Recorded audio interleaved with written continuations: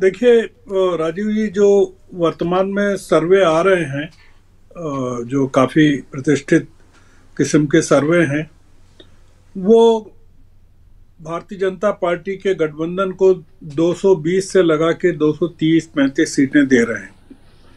और एक ये जो बात है, हम शुरू से कह रहे हैं, जो एक चीज़ नई आई है उसमें ये आई है कि कांग्रेस अपने दम पर 100 से 150 सीटें जीत सकती है। ये ये पब्लिक डोमेन में है सारी चीजें। जी। अब एक जो चीज चल रही है, वो जो एक्सेप्टेड है, सब लोगों ने स्वीकार कर लिया है कि इस सरकार को बहुमत नहीं मिल रहा है। और ये सरकार की या भारतीय जनता पार्टी या प्रधानमंत्री की जुबान में रिफ्लेक्ट भी हो रहा है, उनके गुस्से में हो रहा है। जो आपने बताया जी। किस तरह की भाषा का उन्होंने राहुल गांधी के लिए बनारस में इस्तेमाल किया, नशेड़ी शब्द का इस्तेमाल जिस तरह का उन्होंने किया, बहुत ही अपमानजनक भाषा है कि विपक्षी दल के एक बड़े नेता के खिलाफ इस तरह की भाषा को इस्तेमाल वो कर रहे हैं। ये बताता है कि अब ये जो लड़ाई है, प्रधानमंत्री किस स्तर पर ले जाना चाहते हैं। देखिए, राहुल गांधी अब माइनस हो गए हैं, राहुल गांधी का काम काफी कम हो गया है। ये जो गठबंधन हुआ है, खासकर आम आदमी पार्टी और अखिलेश के साथ, ये बड़ा सिग्निफिकेंट है। 126 सीटों पर समझौता हुआ है इन दोनों के साथ। जी। 80 सीटें इनकी है, उत्तर प्रदेश की है। जी। और जो 46 सीटें हैं, उनमें 4 राज्य हैं, दिल्ली, गुजरात, गोवा, हरियाणा और चंडीगढ़। इसकी 46 सीटें हैं। आप सोचिए कि 46 सीटों में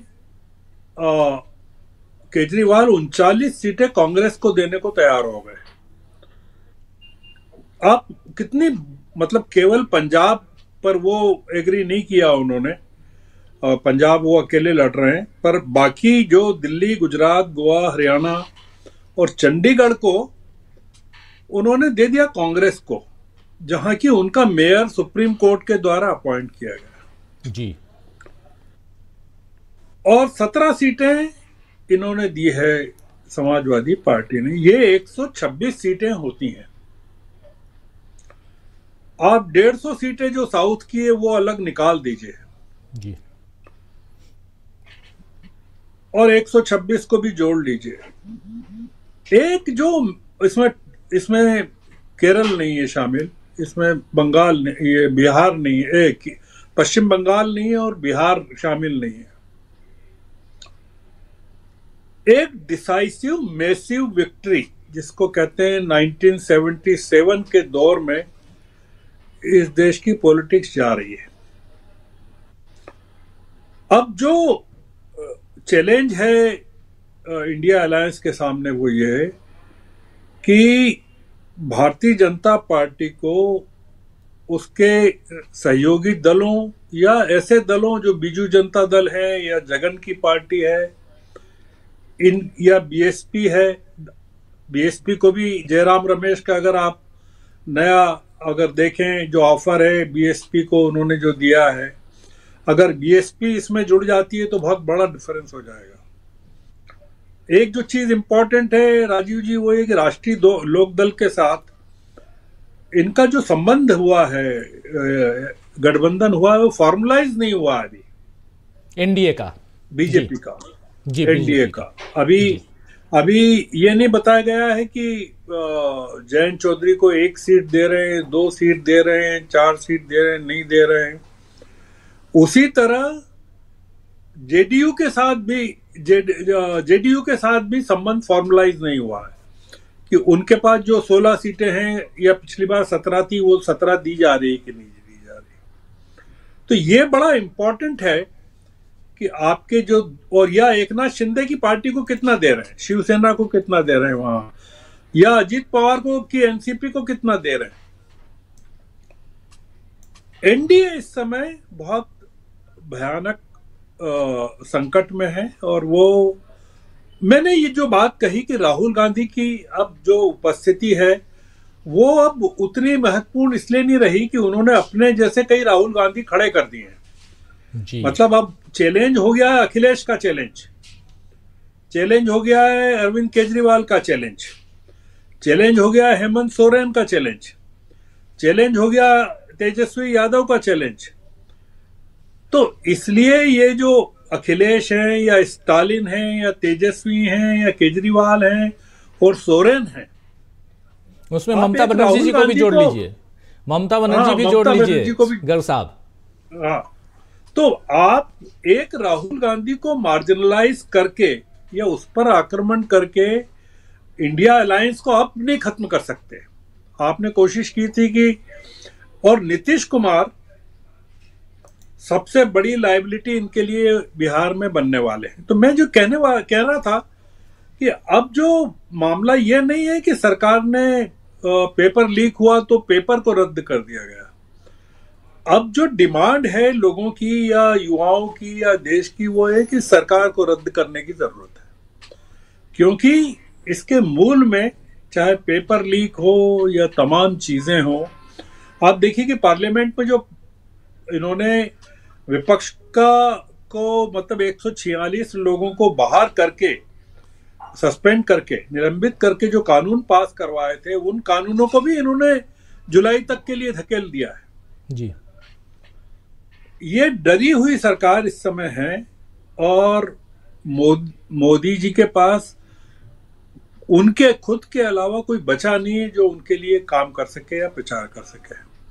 तो ये अभी जो स्थिति इस समय मुझे लग रहा है, वो ये लग रहा है कि ये सरकार एक, हम जो 1977 के साक्षी हैं इन चीज़ों को देखने वाले, वो ये देख रहे हैं कि ये जो रिपीट हो रहा है इस समय, वो रिपीट ये हो रहा है कि लोगों के समझ में आ गया है, और सोशल मीडिया पर लोग जिस तरह से अपने आप को एक्सप्रेस कर रहे हैं बिना डरे हुए, तो वो उनको, लोगों को ये लग रहा है कि पूरा का पूरा मामला अगर इस बार जीता नहीं गया, आपने देखा ना शरद पवार ने भी कह दिया है कि हमारा 39 सीटों पर समझौता हो गया है, भी बिल्कुल 6-7 सीटें बची है। तो आप ये बताइए कि कौन सा राज्य बचा है इंडिया अलायंस के लिए, जो मतलब गोदी मीडिया जैसा, ये प्रेम कुमार जी भी कह रहे थे कि सभी लोग ये कह रहे थे कि ये इंडिया अलायंस तो खत्म हो चुका है।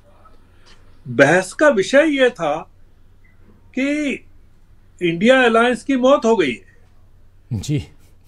जी। है ना, आप देखिए, अगर पुराने वीडियोस निकाल के देखें तो आपको पता चलेगा कि जिस तरह की डिबेट होती थी वो ये होती थी कि इंडिया अलायंस पर डिबेट चलती थी।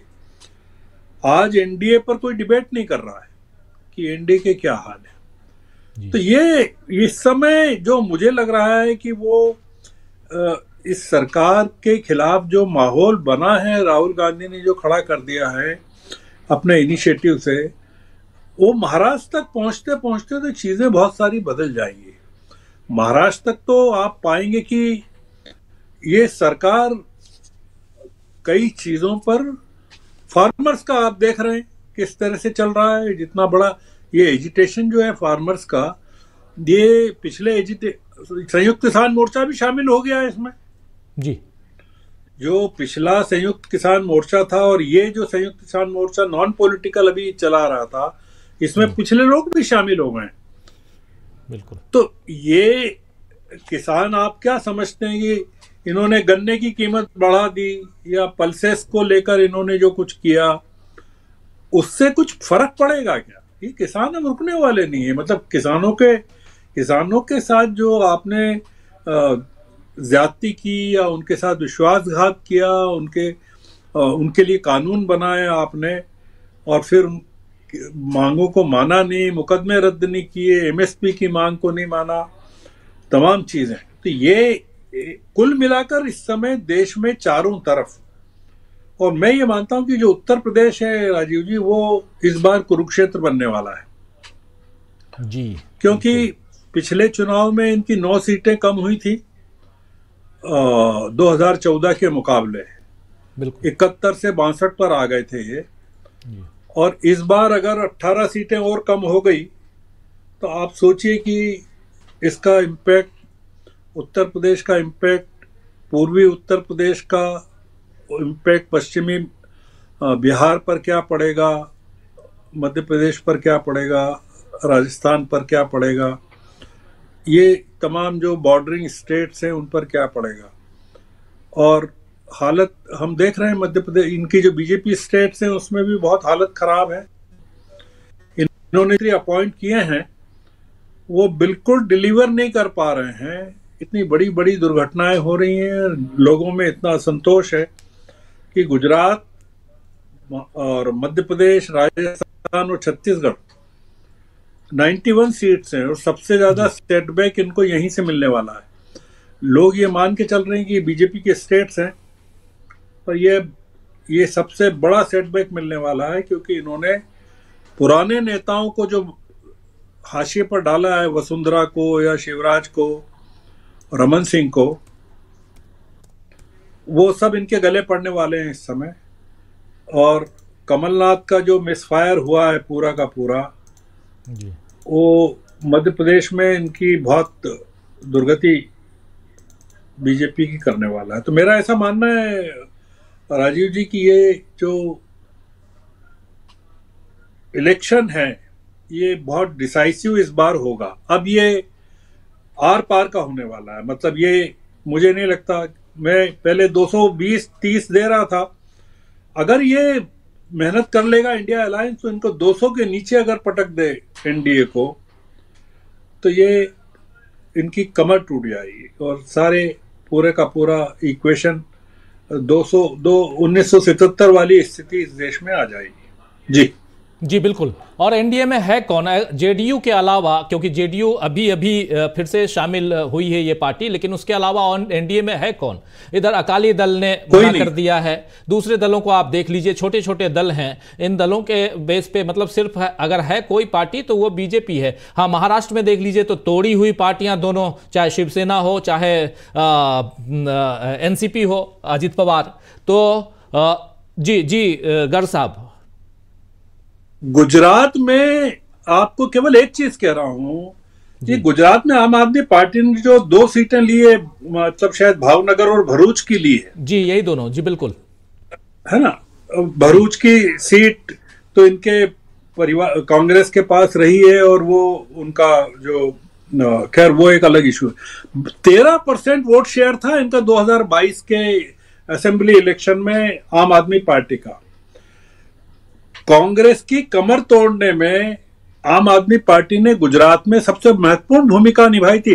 12.92% था उनका जी, और उसमें 0.10 से 12.92 मतलब 12.82% का जंप लिया था इन्होंने इसमें।